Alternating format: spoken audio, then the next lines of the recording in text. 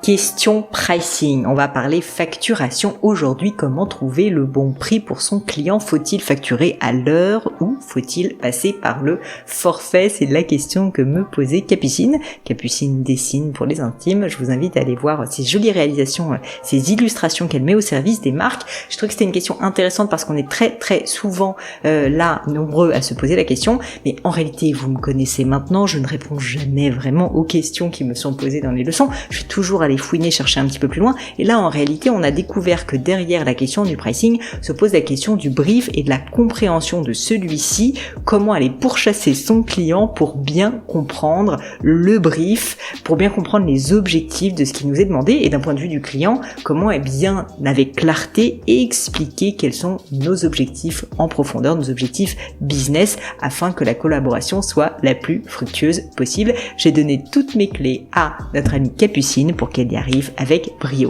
Mais je ne vous en dis pas plus et laisse place à cette nouvelle leçon. Mais avant que je vous laisse tranquille avec Capucine et ma conversation, pensez bien sûr à vous abonner. Vous savez que ça m'aide énormément. Je l'ai d'ailleurs redit dans cet épisode. Ça m'aide à faire connaître le podcast, à faire connaître ma chaîne YouTube. Et puis pensez aussi à diffuser, pourquoi pas, si cette leçon vous aura été utile. Allez, je vous remercie les amis. Place à la leçon.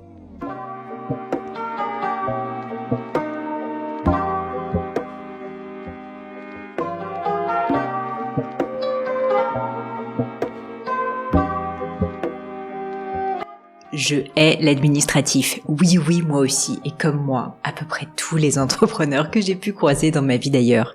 C'est pourquoi je suis ravie de vous présenter mon sponsor, Conto.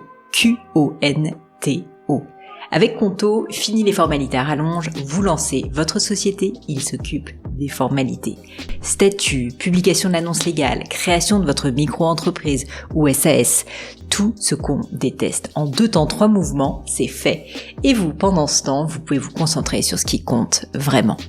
Quand j'ai créé Gemio, Conto n'existait pas. Et après avoir galéré des heures sur une plateforme soi-disant géniale qui buguait tout le temps dans tous les sens, vous savez de quoi je parle, j'ai dû aller déposer mon dossier en physique au greffe de Paris.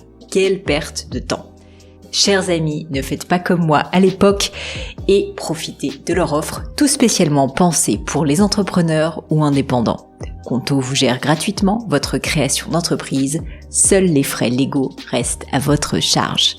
Une fois votre entreprise créée, vous avez également 3 mois de compte pro offerts avec le code Pauline 2025. Salut Capucine, bienvenue avec moi sur cette leçon. Merci, bonjour. Alors il paraît en plus que t'écoutes depuis un moment, ça me fait plaisir ça. Oui, alors là, tous les lundis ou le jeudi, je m'écoute Pauline Agneau. Écoute, ça m'aide vraiment beaucoup. Bon, il n'y a pas que toi que j'écoute, mais j'avoue que ça m'a aidé sur pas mal de points. Donc, écoute, on va essayer de faire encore mieux aujourd'hui et de faire en sorte de t'aider encore plus personnellement, tu vois. Alors justement, dis-moi Capucine, est-ce que tu peux commencer s'il te plaît par te présenter rapidement et puis me dire qu'est-ce qui t'amène avec moi aujourd'hui? Oui, alors en fait, donc je m'appelle Capucine, je suis illustratrice graphiste, donc j'aide les entreprises à avoir une communication originale et personnalisée en utilisant des illustrations qui créent de l'émotion, notamment avec un storytelling visuel en gros. Et j'ai vu pas mal de graphistes et de webmasters qui utilisaient des formules temps, par exemple 3 heures, 300 €, 5 heures, 100 €, je dis n'importe quoi. Alors que moi, je fais au forfait. Et j'ai trouvé ça super intéressant. Je me mets à la place du client lambda et je me dis, ah oui, ça peut être pas mal cette formule-là. Et je me suis dit, en même temps, au fur et à mesure des années, ça fait que 4 ans que je suis installée, mais je gagne en dextérité et l'écoute surtout. Je me rends compte que le brief est hyper important. Et est-ce que je vais pas m'auto-flageller en proposant cette formule-là, sachant que avant, je dis n'importe quoi, je faisais peut-être 2 dessins en 1 heure, maintenant j'en fais 5. Ouais. Sachant que certains projets, des fois j'ai vraiment envie de passer du temps parce que je laisse mon esprit vagabonder et du coup je perds du temps. Enfin, c'est pas très clair et voilà, j'aurais bien aimé avoir ton avis. Ah, trop bien. Et dis-moi, pourquoi tu te poses la question aujourd'hui? C'est un sujet pour toi, le pricing et comment positionner ton offre? Oui, alors jusqu'à maintenant, c'est vrai que je disais aux clients, ça va dépendre de votre sujet, parce que chaque client a des envies particulières, mais je me rends compte que mes clients, ils ont besoin de chiffres, ils ont besoin de se projeter. Donc c'est pour ça que le pricing, je me suis établi effectivement un prix de base, et pour au moins moi la première, hein, quand je vais dans, je sais pas, un magasin ou quoi que ce soit, où je vais chez un prestataire, j'ai besoin de savoir les prix. Oui. Et donc et puis aussi on m'a dit que, enfin je suis alignée sur mes prix, mais cette offre, je trouvais que c'était intéressant par rapport aux clients. Je trouvais ça plutôt comme si il utilisait une personne comme un salarié, en gros. Après, bon, voilà, ça s'apparente au salariat, donc voilà, c'est pas très clair. D'accord. Non, mais je te posais la question parce que si tu te poses, enfin voilà, si tu t'interroges sur cette notion de prix, c'est peut-être que tu avais envie de le travailler, que tu te poses la question est-ce que mes prix sont justes, etc. Donc, je voulais essayer de creuser avec toi si habituellement tu avais des remarques, tu vois, de tes clients, ou tu sentais au contraire que tu n'arrivais pas à transformer parce que ton offre était peut-être pas assez lisible, ou que. Mais en gros, déjà sur le premier point, avant que tu me répondes, ce qu'il faut avoir, et t'as complètement raison en tête, c'est que un forfait, c'est quelque chose qui va finalement faire fi du temps que tu passes. En fait, t'es très orienté résultat quand tu fais ça, et en gros, tu vas te mettre d'accord, et c'est pour ça que t'as tout à fait raison, il faut bien se mettre d'accord au démarrage sur le brief, parce que si tu te mets bien d'accord au démarrage sur le brief, sur la quantité, par exemple, dans tout cas d'illustration à faire, le niveau, on va dire, tu vois, de détail dans l'illustration, est-ce qu'il y a de la couleur, pas de la couleur, les droits, enfin, il y a énormément de choses, en fait, à cadrer dans un brief de départ. Ensuite, l'avantage du forfait, c'est que le client, il se pose plus tellement la question, et entre guillemets, pour toi, c'est toi qui dois faire tout faire rentrer dedans, mais je dirais que l'avantage, c'est que c'est assez confortable. Le problème, c'est que bien souvent, les gens ne font pas des briefs assez précis, et on prend pas assez le temps, d'ailleurs, au-delà du brief précis, à échanger entre le prestataire, entre le fournisseur, tu vois, et le client, sur vraiment en profondeur sur le brief, et je pense que c'est un vrai sujet d'ailleurs qui est un problème souvent parce que les gens ne se comprennent pas bien, pensent qu'ils se sont compris et du coup finissent par pas être contents, mais c'est juste qu'en fait ils n'ont pas bien défini, si tu veux, le cadre ensemble, et donc je pense que ça c'est un gros paquet de travail à faire qui te risque de te faire gagner du temps. Et à l'inverse, l'autre méthode qui est de passer à l'heure, effectivement c'est une méthode qui peut paraître plus simple sur le papier parce que entre guillemets on sait pourquoi, un peu comme des avocats quoi, mais je sais pas si tu sais, dans les cabinets d'avocat, tu payes à l'heure, mais évidemment, tu payes pas du tout la même heure pour quelqu'un qui est entre guillemets junior et puis pour l'avocat, tu vois, qui est au bout du cabinet. Et donc, par rapport à ce que tu me disais comme question, maintenant je vais plus vite, c'est qu'en fait, ton prix à l'heure, du coup, il doit augmenter en fonction de ta vitesse. Parce qu'effectivement, maintenant, tu as plus d'expérience. Et donc, même si tu prends une demi-heure, mais une demi-heure de quelqu'un qui a 4 ans d'expérience, c'est pas la même chose de quelqu'un qui vient juste de débuter, tu vois. Donc les deux existent, sincèrement. Je pense que ça dépend aussi pas mal de la psychologie de tes clients et de ce que tu ressens. Je trouve, moi, personnellement, que le prix à l'heure, c'est, pour des métiers comme les tiens, moi, personnellement, je m'orienterais plutôt sur du forfait, mais sur du forfait en travaillant ce fameux brief. Et si tu veux, on peut en parler en détail, c'est-à-dire en faisant en sorte vraiment que toi et ton client, vous soyez très très alignés à la base, et que du coup que le prix, en fait, il reflète cet alignement, parce que une fois de plus, pour l'avoir vécu des milliers de fois, si tu veux, le nombre de fois où on pensait qu'on était d'accord et que ma vision ou la vision de mon équipe et la vision d'un fournisseur, pourtant qui est bien sous tout rapport, si tu veux, n'est pas exactement la même, et du coup en fait, il y a des malentendus, si tu veux, tacites, qui font qu'à la fin on n'est pas content l'un et l'autre, parce que je sais pas, lui a l'impression qu'on lui demande trop, ou nous qu'il n'a pas été au bout, mais c'est juste qu'en fait, à la base, on n'était pas assez aligné. J'imagine que tu vois ce que je veux dire. Exactement. En fait, c'est pour ça aussi que je pose la question, parce que je suis actuellement, ça fait 4 ans du coup je suis installée, et c'est la première fois là que j'ai eu un client qui était déçu parce que il s'attendait à plus. Moi, j'avais compris ça, lui il avait compris ça, et en fait, je sais que la base, en fait, c'était le brief qui n'avait pas été bien fait. Pour eux, c'était une première, pour moi aussi. Effectivement, là je me rends compte que oui, le brief, c'est 90% du boulot en fait. En réalité, c'est beaucoup. Au point, sincèrement, on pourrait se poser la question, et d'ailleurs, on pourrait se poser la question de facturer le temps de brief si on travaillait à l'heure. Et d'ailleurs, en réalité, t'aurais intérêt à le faire, entre guillemets, dans ton forfait. C'est-à-dire que tu peux essayer de vendre une prestation, mais en prenant en compte le fait qu'il va vraiment falloir, tu sais, creuser avec le client. Parce qu'en plus, une autre des difficultés, et là je te parle à toi, mais à toutes les personnes qui nous écoutent, c'est que bien souvent, quand on est client, on pense qu'on sait ce qu'on veut, mais on n'a pas creusé le truc suffisamment profondément, on s'est pas posé toutes les questions. Et donc c'est pour ça que le dialogue, il est très important. Et bien souvent dans les agences de pub, c'est la manière dont ça se fait, ou les agences créatives, c'est qu'en fait, il va y avoir des personnes qui sont là un peu pour faire accoucher le client, si tu veux, de tout ce qu'il veut. À la fois en termes de quantité de contenu, mais je sais pas si c'est de la vidéo, par exemple, à combien de temps ça dure, et c'est pour quel type de droit, et est-ce que c'est plutôt, je sais pas, on veut des plans larges, etc. Enfin, en réalité, il y a beaucoup de questions à se poser, et même dans un domaine plus restreint qui est uniquement l'illustration, en fait, c'est pas du tout la même chose. Est-ce que c'est de la couleur? Est-ce que c'est au crayonné? Sur quel type de format c'est? Est-ce que c'est une feuille A4? Est-ce qu'on veut pouvoir récupérer le format A4? Est-ce que c'est uniquement digital? À la fois en termes de support et en termes de contenu, il y a beaucoup de questions à se poser. Et donc moi, peut-être ce que je t'inviterais à faire, c'est pour éviter effectivement le cas qui est toujours un peu désagréable d'un client qui est mécontent parce qu'en fait le brief n'a pas été assez travaillé, c'est de, quand tu commences à être en relation avec un client potentiel, leur dire en fait que dans ta méthodologie, toi, le fait de travailler beaucoup plus en détail un brief et le pourquoi ils veulent en fait travailler avec toi et quel est c'est quoi ce qu'ils cherchent au fond, tu vois, mais en profondeur, c'est ça la question qu'il faut que tu arrives à résoudre. Et ben que ça fasse partie de ta méthodologie de telle sorte qu'ils comprennent que c'est pas, enfin, si tu veux que ta vie soit plus simple, c'est pas juste je te fais un mail en te demandant 2-3 bullet points, c'est en fait il va falloir prendre un peu ce temps-là, c'est pas 10 ans.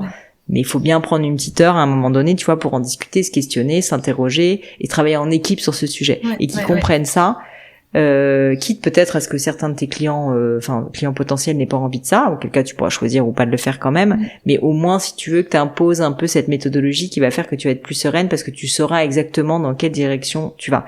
Je te dis ça parce que plus tes projets vont être complexes et gros, plus tu vas en avoir besoin. Au début, ça va, surtout quand c'est pas sur des très gros budgets, mais plus ça monte en ambition, plus c'est nécessaire de vraiment cadrer les choses. C'est ça, exactement. Et habituellement, je passe toujours une bonne demi-heure à essayer de comprendre, et à être vraiment à la place du client. Mais oui, c'est vrai que celui-là, c'était un peu plus gros que d'habitude, et j'ai pas assez... En fait, j'ai plus posé des questions à part, mais pas concernant le projet, peut-être. Ça arrive, tu sais. Oui, voilà. Après, c'était une première pour moi. En gros, c'était un reportage illustré. Moi, je suis très curieuse, donc j'avais jamais fait, mais j'ai dit why not, pourquoi pas. Mais eux aussi, c'était pas très clair pour eux. Et non, mais je sais que. Mais ça me sert de leçon, voilà, dans tous les cas. En tout cas, je vais te dire un truc, et je te le dis à toi, mais je le dis à toutes les personnes qui nous écoutent. Déjà, faut pas que tu t'en coupes pas parce que t'es pas du tout la seule personne dans ce cas-là. Le nombre de projets, et j'en suis totalement coupable aussi, où on se lance et on pense qu'on sait ce qu'on veut. C'est un peu, tu sais, le brief, c'est un peu la thérapie business, quoi. Tu penses que tu sais ce que tu veux, tu penses que t'as cadré le truc, et en fait, quand tu te mets à dérouler la pelote de laine, tu te rends compte qu'en fait elle est bien emmêlée, que c'est pas si simple que ça et qu'il y a plein de questions. Alors faut pas se prendre la tête non plus, mais en réalité le pourquoi on fait les choses, quelle forme, enfin fondamentalement comprendre l'objectif et du coup les formes que ça va prendre, cadrer les choses aussi, se dire qu'on peut pas tout faire et donc se mettre un peu des barrières, tu vois, se dire je sais pas. Donc toi finalement que tu passes pas mal de temps à questionner ton client et un peu le challenger en réalité, sincèrement, je pense que c'est assez important et ça fait peur parce que bien souvent je pense que quand on est de l'autre côté de la barrière, on n'ose pas challenger un client, on se dit bon il faut lui faire plaisir, j'écoute ce qu'il me dit, mais c'est pas lui rendre service et c'est pas te rendre service parce que le problème c'est que du coup, tu peux te retrouver à la fin d'un projet où en plus tu auras travaillé longtemps, où tu seras peut-être pas allé dans la bonne direction, où tu auras été dans la bonne direction mais oui, mais au final, c'est pas ce qu'il veut. Au final, tu vois, déjà, c'est peut-être pas le plus efficace ou, alors que finalement, si t'avais pris plus de temps au départ à vraiment comprendre profondément le client, ça fonctionnerait mieux. Je te donne un exemple concret. On a fait il y a quelques années cette fameuse campagne du chat rose que tout le monde connaît. Donc, on avait travaillé avec cette agence de publicité BETC. Et en fait, pour te dire un truc que j'ai jamais dit, c'est que la première fois que BETC nous avait fait une proposition, ça n'allait pas du tout. J'avais rien retenu et ça avait d'ailleurs été un peu dur parce que je les respectais et tout. Et moi, je me disais, merde, en tant que cliente, est-ce que j'ose leur dire que tu vois ça va pas? Et en fait, c'était pas de leur faute, c'est parce que mon brief n'était pas assez précis. Et du coup, j'avais affiné le brief et j'avais dit quelque chose de très très clair, c'est que je leur avais dit, écoutez, ma vision d'un succès pour cette campagne, comme on n'avait pas beaucoup d'argent, c'est que il faut vraiment que ça sorte du lot, mais pour que ça soit palpable et signifiant, en gros, ce que je veux, c'est que j'ai envie que les gens prennent en photo notre campagne. Pour moi, ça serait un signe très concret, si tu veux, d'un succès. Et donc, comme c'était très visuel, si tu veux, et très tangible, je pense que ça les avait un peu enfermés, mais d'une manière positive aussi, si tu veux, ça les avait beaucoup plus cadrés. Alors que la première fois, ils étaient partis dans tous les sens. Je me rappelle, ils nous avaient proposé des trucs qui étaient un peu à côté et un peu infaisables, juste parce qu'ils avaient presque trop de liberté, tu vois. Et donc, je pense que si toi, t'y arrives pas en temps, et tu vois, BETC, c'est quand même une agence géniale, et même eux m'avaient peut-être pas assez challengé sur le brief, donc c'est pour te dire que ça arrive à tout le monde.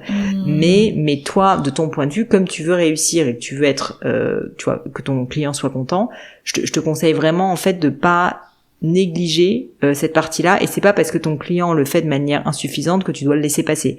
C'est à toi, finalement, d'aller un peu les pourchasser, si tu veux, et de leur dire, non mais là, il y a des choses qui sont pas claires, est-ce que vous y avez pensé, est-ce que ça, est-ce que si, tu vois, ça va vraiment les aider, en fait, au final, à se questionner. Je te dis, il faut souvent rester un peu à la surface, franchement. Ils ont probablement un problème, ils vont te voir, mais est-ce qu'ils ont été au fond du problème, c'est pas sûr.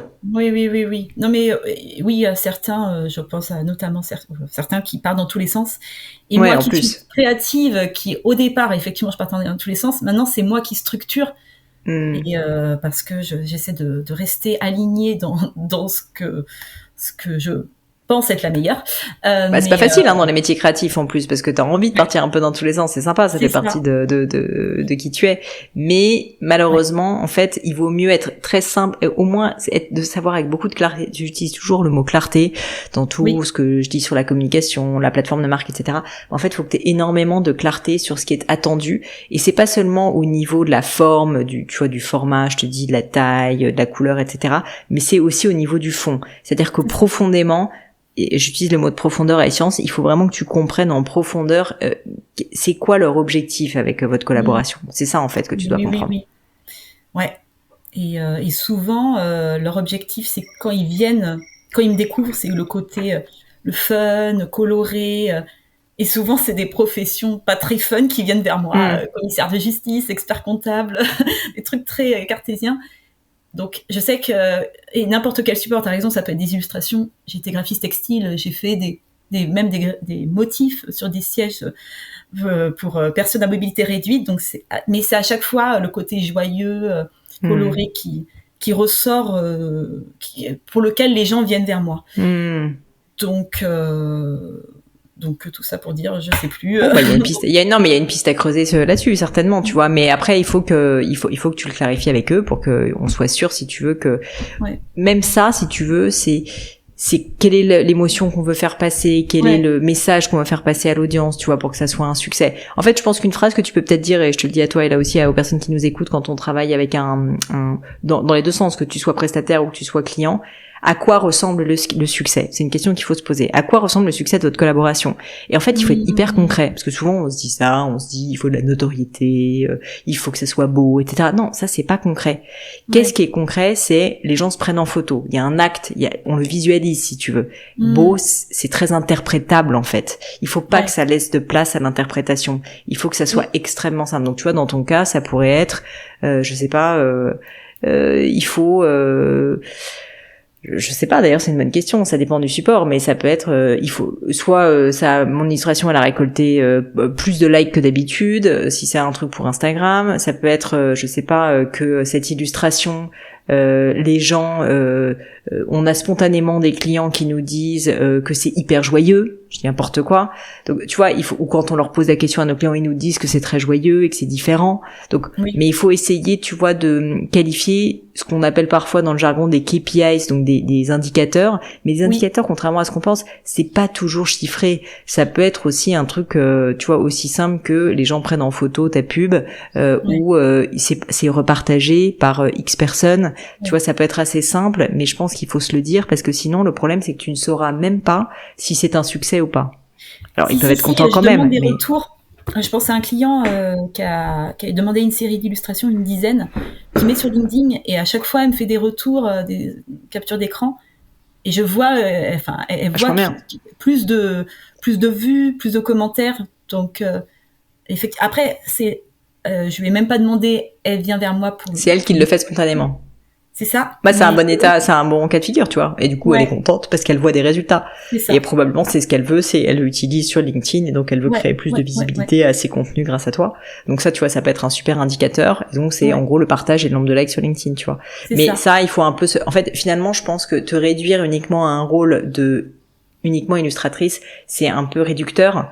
Et ça, je te le dis à toi et à toutes les personnes qui sont dans un métier créatif parce qu'en fait, tu fais de la création au service du business dans ce cas précis. Et donc en fait, tu peux pas décorréler complètement les deux. Il faut que tu comprennes quand même les enjeux business sous-jacents pour pouvoir mieux les traiter. Parce que si tu sais que par exemple, il faut faire du like sur LinkedIn, c'est peut-être pas la même chose que s'il faut, je sais pas, générer de la controverse et du tu vois, et du débat sur LinkedIn. Ça va pas être exactement la même chose.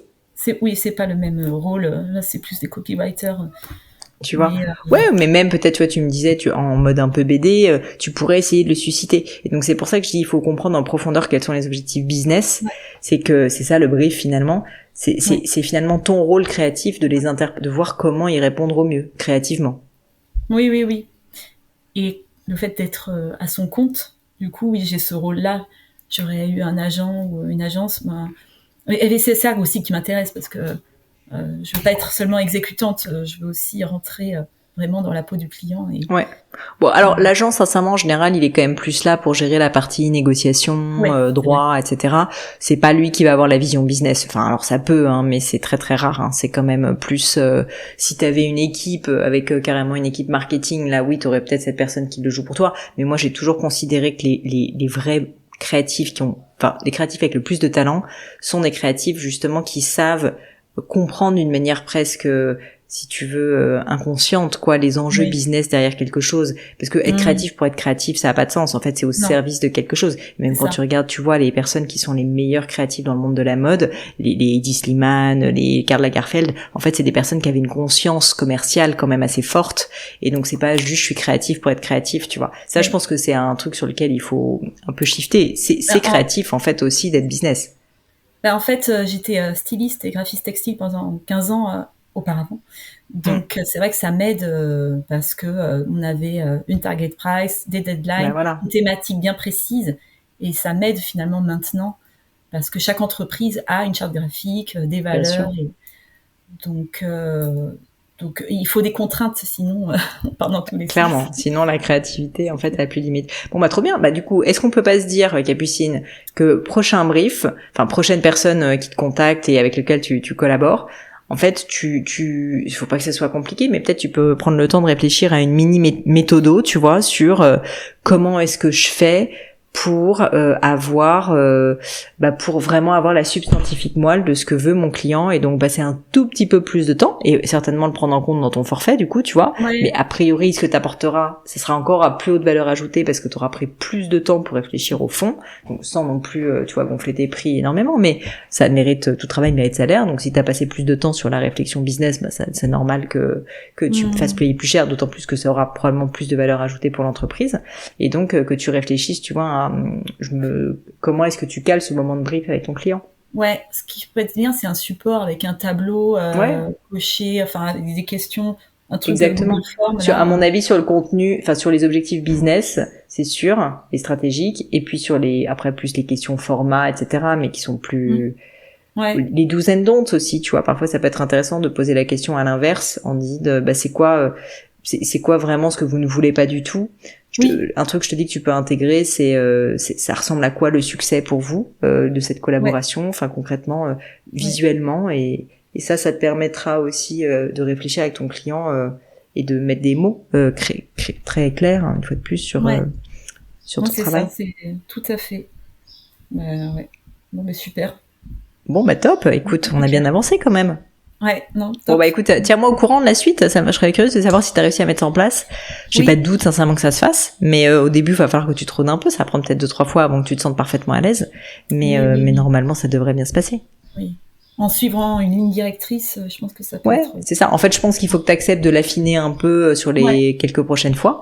Puis une fois que tu auras compris un peu quel est le bon cadre, tu n'auras plus qu'à dérouler. Ça sera beaucoup plus serein. Ça sera un peu ta méthodo, quoi. Ouais, c'est clair. Bon, super. Top. Merci. Génial. Eh ben écoute, ça me fait plaisir Capucine. Encore merci aussi pour ton soutien de longue date du coup sur l'écoute du podcast. Ça me fait toujours très plaisir. J'en profite pour dire d'ailleurs que si vous êtes vous aussi un abonné de longue date ou un fan entre guillemets de longue date, ça me fait plaisir et je vous remercie aussi 1000 fois. J'espère que t'es abonné Capucine parce que ça m'aide énormément et n'hésitez pas à vous abonner messieurs dames si c'est pas le cas et aussi à partager parce que ça on en discutait juste avant d'enregistrer. Tu sais, je le dis assez rarement, mais en fait, je fais jamais de pub, moi, sur le podcast, et c'est vraiment le bouche à oreille. C'est toi qui en parles à tes copines, qui diffuse sur Insta, sur LinkedIn et tout, c'est ça qui fait la différence, hein, vraiment, pour le podcast. Donc, ça compte beaucoup. Ouais. Non, c'est vrai, hein, c'est comme ça que je t'ai connue, donc... Bah, génial. Merci à Jessica, si elle m'entend. Merci Jessica. Bon, c'est moi qui la remercie. Bon, et ben écoute, un grand merci à toi. Est-ce que tu veux peut-être nous partager le nom de ta boîte si jamais quelqu'un a envie peut-être de tester justement tes nouveaux talents de brief makers et d'illustratrices? C'est ça. Alors, mon entreprise, c'est simple, ça s'appelle Capucine Dessine, donc sur le site www.capucinedessine.com. Il y a une partie, un onglet storytelling, où justement là, je parle de vraiment des illustrations visuelles, enfin un storytelling visuel pour vos posts LinkedIn ou quoi que ce soit, réseau, Insta. Et puis après, je suis sur Insta. LinkedIn, c'est Capucine Albaré. Et je suis assez active aussi, donc voilà. Trop sympa. Eh ben écoute, merci Capucine pour ton temps. Je te souhaite une très belle continuation et puis on se tient au courant. Ça marche. À très bientôt. À bientôt. Merci.